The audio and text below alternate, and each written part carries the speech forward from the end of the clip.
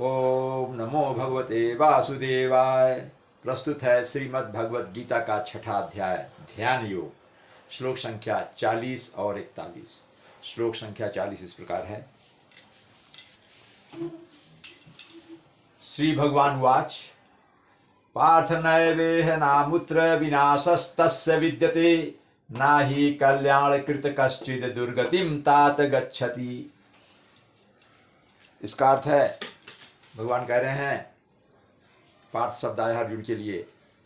भगवान ने कहा, हे प्रथापुत्र अर्जुन, कल्याण कार्यों में जो व्यक्ति लगा हुआ है, जो भी योगी कल्याण कार्यों में लगा है, अर्थात शुभकारी कार्यों में कल्याण करने के लिए वो हमेशा निरत है, उसमें निरंतर प्रयासरत है, उसका ना तो इस लोक में और ना ही परलोक में, दूसरे लोक में ही विनाश होता है, उसका विनाश नहीं होता है। हे मित्र, तात शब्द आया इसमें। तात मतलब पिता भी होता है, तात मतलब भाई भी होता है, पुत्र भी होता है। यहाँ तात मतलब मित्र है। भगवान ने अर्जुन को तात कहकर संबोधित किया है। तात का अर्थ है हे मित्र अर्जुन। हे मित्र अर्जुन, भलाई करने वाला कभी भी बुराई से परास्त नहीं हो सकता है, अर्थात भलाई करने वाला हमेशा विजयी होता है, भले ही परेशान हो। कहा जाता है ना, सत्य परेशान जरूर हो सकता है लेकिन पराजित नहीं होता है। तो शब्दों का अर्थ देखते हैं इसमें।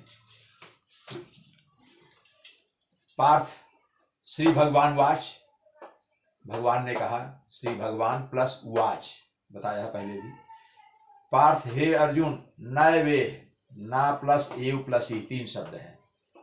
ना मतलब नहीं, बिल्कुल नहीं, यो मतलब निश्चय ही, ये मतलब इस लोक में, इस लोक में। ना अमूत्र, ना मतलब नहीं, ना तो अमूत्र मतलब दूसरे लोक में या परलोक में या अगले जीवन में, अगले जन्म में। विनाशः तस्य, विनाशः प्लस तस्य, विनाशः तस्य का विच्छेद होगा, सन विच्छेद होगा, विनाशः प्लस तस्य, विनाश है, तस्य मतलब उसका, विद्यते मतलब रहता है। अर्थात जो योग कार्यों में लगे हैं, कल्याण कार्यों में लगे हैं, उनका ना इस लोक में विनाश होता है, ना अगले जन्म में होता है। ना ही कल्याण कृत कश्चिद, कल्याणकृत मतलब वही कल्याण करने वाले में, कल्याणकारी कार्यों में जो लगा हुआ है। कल्याण मतलब कल्याणकारी, कृत मतलब जो कर रहा है, कल्याण के लिए जो कार्य में संलग्न है, वह योगी। कश्चिद, इसका संविच्छेद है कल्याण और कृत में, यहाँ समास है कृत प्लस कश्चिद। कश्चित यहाँ दा हो जाता है, जब अगला शब्द व्यंजन रहता है ताकत दा हो जाता है। मूल शब्द कश्चित है, मूल शब्द कश्चित है, और जब यहाँ व्यंजन आता है तो ये दा हो जाता है। ता था ता, तीसरा वर्ण, तवर का तीसरा वर्ण। कल्याण की कार्य होगा। कश्चित मतलब कोई, कोई मतलब यहाँ योगी से मतलब कोई भी योगी। दुर्गतिम, दुर्गतिम मतलब दुर्गति को, नाश को, या मतलब उसका पतन। दुर्गति को ना मतलब नहीं, यहाँ ना यहाँ पर है, दुर्गति को प्राप्त नहीं होता। गच्छत मतलब जाता, मतलब प्राप्त नहीं होता। तात मतलब यह भी बताया हमने आपको, तात मतलब हे मित्र अर्जुन। तात आया है मित्र के लिए, अर्जुन के लिए, उन्होंने तात से संबोधित किया भगवान कृष्ण ने। यहाँ तात का अर्थ है मित्र। तो इस तरह से अगला श्लोक है, प्राप्य पुण्य कृताम लोकानुषित्वा शाश्वती समाह शुचि नाम श्रीमताम गेहे योग भ्रष्टो भी जायते। इसका अर्थ है, भगवान कह रहे हैं, असफल योगी पवित्र आत्माओं के लोकों में अनेक वर्षों तक भोगते हैं। जो पवित्र, जो असफल योगी, अभी पिछले श्लोकों में पूछा था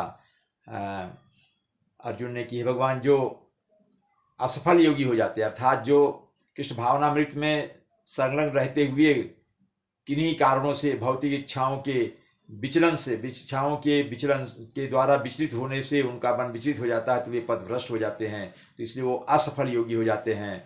तो उनकी क्या गति होती है, तो उसी के बता रहे हैं भगवान कि जो असफल योगी होते हैं, अर्थात जो सफल नहीं हुए हैं योग साधना में, जो असफल हो गए हैं, जिनका पतन हो गया है, तो ऐसे योगी पवित्र आत्माओं के लोकों में जाते हैं, जहाँ पवित्र आत्माएं रहती हैं, उस लोक में जाते हैं, और वहाँ कई वर्षों तक भोगते हैं, मतलब उस लोक का आनंद लेते हैं। और उसके पश्चात या तो वह सदाचारी पुरुषों के घर में, परिवार में जन्म लेते हैं, या तो धनवान होंगे।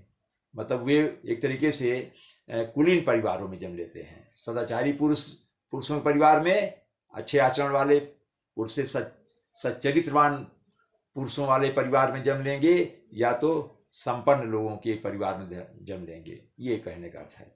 तो शब्दों का अर्थ देख लेते हैं। प्राप्य मतलब प्राप्त करके। क्या प्राप्त करके? पुण्य कृताम। पुण्य कृताम में दो शब्द हैं। पुण्य कृताम मतलब पवित्र, पुण्य मतलब यहाँ पवित्र, पुण्य कृताम पवित्र कार्य करने वाले, यानी पवित्र आत्माओं वाले। लोकान उषित्वा, लोकान मतलब लोक को, उषित्वा मतलब प्राप्त करके। उषित्वा का अर्थ होता है या उसमें रहकर, या लोक को प्राप्त करके, वहां रह करके। शाश्वती समा, शाश्वती मतलब होता है कई, अनेक। समाह मतलब वर्ष, साल, कई वर्षों तक वहां रहते हैं। शुचि नाम श्रीमताम, शुचि नाम का मतलब होता है पवित्र, शुचि नाम मतलब पवित्र आत्मा वाले। धीम श्रीमताम मतलब श्रीमंत लोग, अर्थात धनवान लोग, कुलीन लोग या धनाढ़ लोग, संपन्न लोग, लोगों के गेह मतलब घर में। योग भ्रष्टा है, योग भ्रष्टा में, योग भ्रष्टा प्लस अभिजायते, इसमें योग भ्रष्टा में समास है और यहाँ संधि है। योग भ्रष्टा अभिजायते, योग भ्रष्टा मतलब जो योग आत्म साक्षात्कार में जो असफल हो गया है, वहां से भ्रष्ट हो गया है किन्हीं कारणों से। मान लीजिए उनके कुछ भौतिक इच्छाओं की तरफ उनका मन चला गया, तो वे योग भ्रष्ट हो जाते हैं। तो ऐसे लोग अभिजायते मतलब जन्म लेते हैं। कहाँ?